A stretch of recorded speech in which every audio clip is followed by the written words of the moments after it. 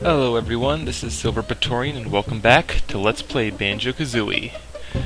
Last time we finished off the first world, Mumbo's Mountain, and we were going to be moving on to the second, which was Treasure Trove Cove. Not really a lot to say until we get there. Well, I've already mentioned this, but it is basically the world that you always think of when people think of Banjo Kazooie. I'm not exactly sure why, to be honest. I guess it's probably because it's one of the earlier levels, among other reasons, but yeah.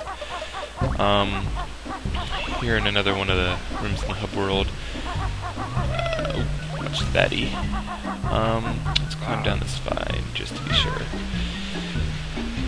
I know exactly where I'm going. That's a hidden passage over there. Oh, it's not really a hidden passage. We'll need to go there later, but there's no reason to go there now. Let's just go on down here, and sorry about that, I had to clear my throat. And here's the entrance to Treasure Trove Cove. Oh, you haven't noticed it now because I haven't actually gone in the world, but upon opening the worlds and entering it, enemies will appear in the rooms with the entrance. Like for Mumbo's Mountain, when we exited it, there was a termite running around. Anyway, here we are at Treasure Trove Cove. According to Bottles, there are how many moves? 2 new moves to learn. And, ooh, Jinjo. That Jinjo is not going to be easy to reach, and I'm going to show you why. That is Snacker. And Snacker just got a snack. Sometimes though, it's, I should probably tell you, Snacker appears whenever you're in a body of water on the outside of the island. He is more or less the system to enforce so that you do not leave this area, since there's no external wall. Here's the main enemy of this area. It's a crab. Hit it once, it flips over, hit it again, and it dies, dropping 1 life. However, I mentioned earlier that the ground pound is Beak Buster, Beak Bomb or something. If you use that on these enemies, it does both hits, the damage for both hits, and they'll drop 2 honeycomb pieces instead of 1. Let's see what's up here. Ooh, molehill. Okay. Pad would probably teach us how to use these pads. Let's see. You reach new heights with my shock jump spring. That's what it's called. Your legs are tired, Banjo. You're barely doing anything. But yeah, how this works is you just run up to a pad, you press A, Kazooie jumps down and springs up and ooh, you can totem. Kazooie will spring up in the air. And the funny thing is, so long as you trigger the jump off this pad itself, you can move off and you'll still do the move, which is nice for getting extra distance and stuff. Grab some notes and jump. Ooh, Jinjo. We're gonna have to grab that. You probably noticed over there to the left was, on the tree there's some, could be red feathers. Those are a really nice item we need for power we're gonna get later on in this level. Ooh, there was a Jinjo up there. So let's jump up down here and up there, and be careful not to get caught on the ledge. But yeah, the red feathers are what you need to be able to fly. Flying in this game is fairly simple, actually. I'll explain it more once we actually learn it, but let's keep moving. That was the first jiggy I'm going to grab here, and where do I want to go now? Let's check these treasure chests. These are another monster in the stage. You can jump in them when they're open. Ooh. Oops. And inside all of them there are items of some sort. I think one of them has a jiggy, so I'm going to be checking each of them. Red feathers in this one. Let's jump back out. And that was a clam, another enemy. This level is not the biggest, but it is a decent sized level. You'll see it better as we actually explore it more. Well, I'm gonna have to grab this. Let's grab this now. Jump! Yeah, the walking on the palm tree is a little finicky, but nothing too bad. Just as long as you move slowly and carefully and just try not to fall.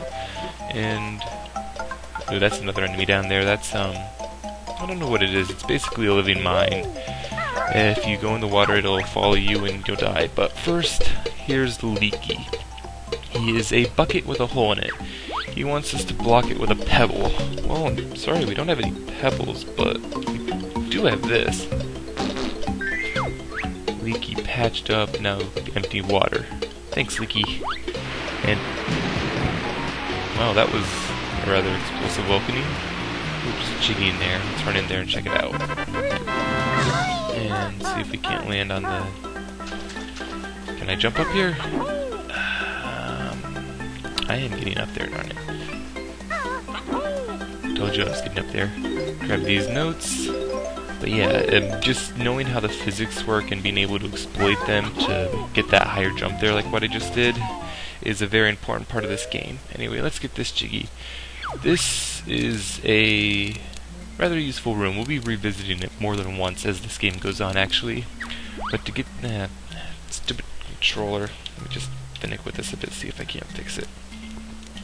That should be better. Yeah. Sorry about that. This controller, like I said, went through... Ooh, notes.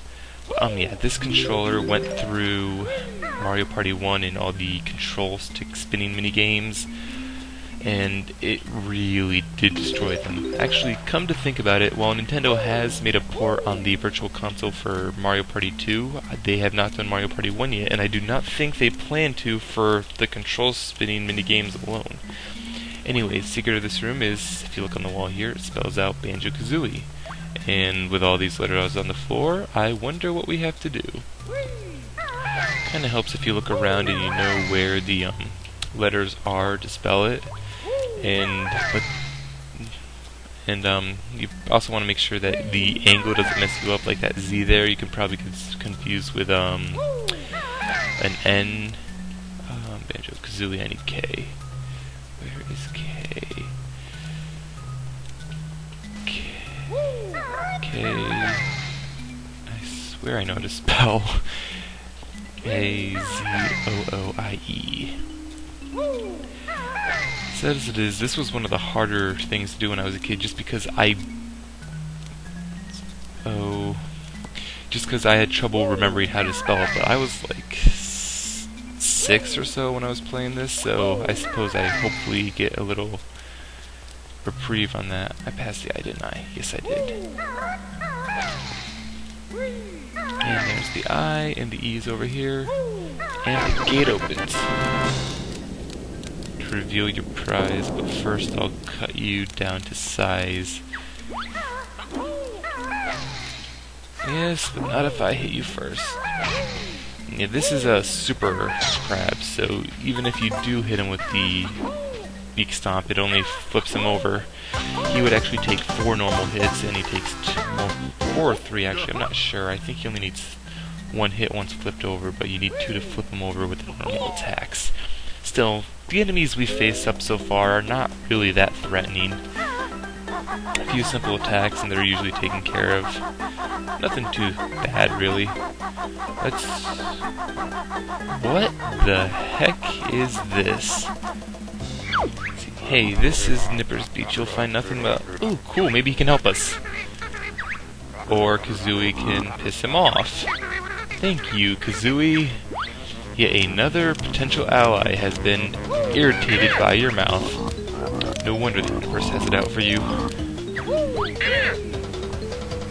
But yeah, he's simple. He just does that pattern and does it faster each time. You just want to run up after the... Start running up after he does the second swipe with his big claw, and you should be able to get in there before he starts it up again and knocks you away. But anyway, he retreats into his shell, and my controller is still acting up. He retreats into his shell, and you just chase after him, and enter the shell, and pick up these notes. And controller, work with me here. Oop. You little buggers. Oh, got both of them at once, but yeah, as you see, killed them with that, and they dropped multiple honeycombs. Each of them dropped 2 for a total of 4. I need these takes. I'm running low. Way over here, there's a Jiggy. If the controller will work with me. I swear this controller is going to be a big pain in the butt. Oh man, that level is definitely... Yeah, I do intend to 100% this game again, and let me just say, there are going to be one level that's an extreme pain in the butt, and a second that it has the potential to take a while if I don't know where everything is, just because it's the size of like 4 normal levels. And finding all of the notes in it is just, it's a real pain if you don't know where they are. Like if you're missing like a group of 3 at the end, you have to search basically 4 levels to find 3 notes. One note. Ooh, one note. This is your big chance, chicken legs. It's time for you to fly. But yeah, just as Buttles was saying there, it is really easy. You launch from those discs right there, and once in the air, you use the A button to fly up higher. Control stick to aim up, down, left, and turn left, right. Aiming up and down is really that useful aside to slow down and to like aim downwards to dive, or to slow down like so. Aside from that, you just press A to fly up, and I did not want to do that. But yeah, when you're flying, you don't want to spam your button either, because that's just a waste of feathers. It's better to just time them slowly and to take it one at a time so that you're not wasting your feathers and you're getting as much altitude out of each one as possible, which is kind of valuable because you only have a maximum of 50, which it's both a lot and it's not a lot. So, fall in the water again. But anyway, since I'm over here, let's see if I can't grab... I think there's a Jiggy over here, so let's see if I can't grab it. I'm going to be using Banjo here because this is kind of platform heavy and I do not want to fall in the water. Yep. Here is Jiggy. That fanfare. God. I'm going to hear it so many times. But, oh wow, I gotta keep track of time. That looks like it'll be enough. It for this video. We'll come back next time and we will keep going in with Treasure Trove Cove. I'm Silvertorian and welcome for watching.